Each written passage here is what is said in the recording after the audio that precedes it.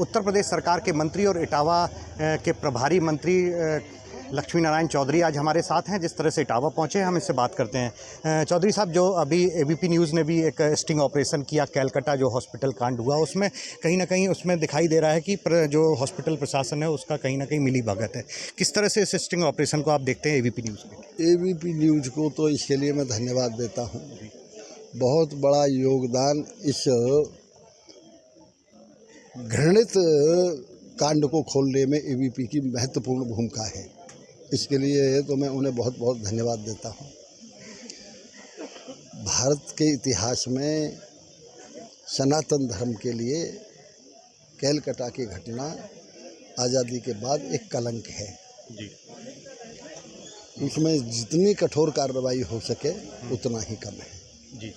अच्छा, जिस तरह से उत्तर प्रदेश में उपचुनाव 10 विधानसभाओं में उपचुनाव है, किस तरह से बीजेपी ने तैयारी की है, क्या स्ट्रेटजी है? जिस तरह से समाजवादी पार्टी पूरी तरह से तैयार है। देखिए, भारतीय जनता पार्टी कार्यकर्ताओं की पार्टी है। इसमें एक चाय बेचने वाला कार्यकर्ता प्रधानमंत्री भी बनता है। इसमें एक मंदिर में रहने वाला छात्र उत्तर प्रदेश का मुख्यमंत्री भी बनता है। भारतीय जनता पार्टी कार्यकर्ताओं की पार्टी है, वो एक परिवार की पार्टी है। अब जब तक परिवारवाद ही तो राजतंत्र था, तो जब तक परिवारवाद जितने इलाके में जितने क्षेत्र में चल जाए जब तक चलता रहता है। पीडीए को लेकर भी समाजवादी पार्टी पूरी तैयार है। जो फॉर्मेट उन्होंने लोकसभा चुनाव में किया था, बोले कि उपचुनाव में भी पीडीए लागू हुआ। शिवपाल यादव, अखिलेश यादव और पूरा परिवार अलग अलग जगहों पर अलग अलग विधानसभा की जिम्मेदारी दी गई है। पिछड़ा दलित अल्पसंख्यक का जो कॉम्बो पैक बन रहा है वो इस बार बीजेपी को बाहर कर देगा, इस तरह का समाजवादी पार्टी। करहेल में यदि वो पीडीए के किसी आदमी को लड़ा लें अपने परिवार के अलावा, तो मैं मान लूँगा एक अखिलेश पीडीए को मानते हैं। पीडीए केवल उन्हीं के परिवार तक है। 5 जो उन्होंने अपने परिवार के लोग लड़ाए और छठवां कोई यादव ही नहीं है प्रदेश में, या उन 5 के अलावा और कोई छठवां पीडीए में आता ही नहीं है। ये पीडीए की बात करने वाले ये लोहिया का नाम ले लेके, लोहिया जी एक आदर्श थे इस देश के, इस राजनीति के आदर्श थे। लोहिया जी ने जीवन भर शादी नहीं की। उस लोहिया जी के का नाम ले लेके ये एक भ्रामक प्रचार फैला के अब के ये जो सफल हुए। कभी कभी ऐसा भी होता है, एक कहावत है धुआं के बादल, तो एक धुआं के बादल उन्होंने बना दिए।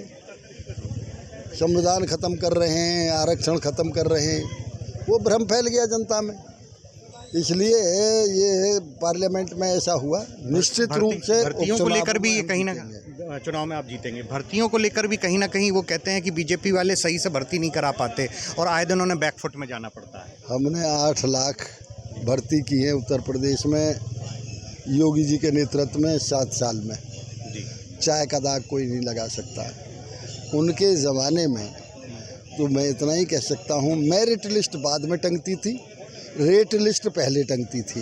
लीक होने की बात जो सामने आती है, तो लीक को लेकर सरकार कितनी प्रतिबद्ध है कि अब की चीज़ों को बिल्कुल टाइट रूप से किया जाएगा? नहीं, किसी भी कीमत पे अब के पेपर लीक नहीं होंगे। और आपको पता है कि योगी जी की कानून व्यवस्था तो पूरे देश नहीं पूरी दुनिया में सराही जाती है।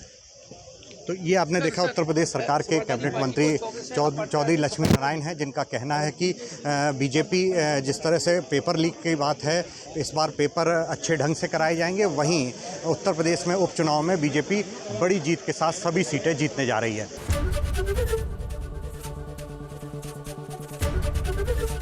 एबीपी गंगा, खबर आपकी, जुबान आपकी।